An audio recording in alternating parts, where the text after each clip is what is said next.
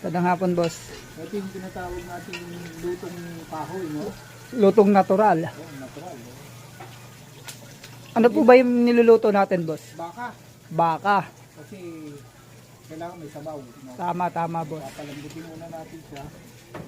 Pero may lulutuan natin kahoy, no? Kahoy. Yung pinaka-cheap cook ang nagluluto, ah. Pinaka-master, boss. Pinaka-master. Hindi yung chef cook. Hindi yung chef.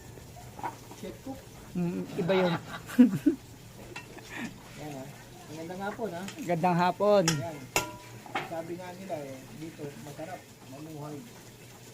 Probinsya, no, boss? Oo, parang probinsya talaga ang dating, no? Tas maulan-ulan pa. Baka ngayon ang tagaluto nila. Ayan. Ba't dalawa, boss, niluluto mo? Ano yung isa para saan yan? Ano yan, sasangkot siya natin yung baka. Yung balat, no, boss?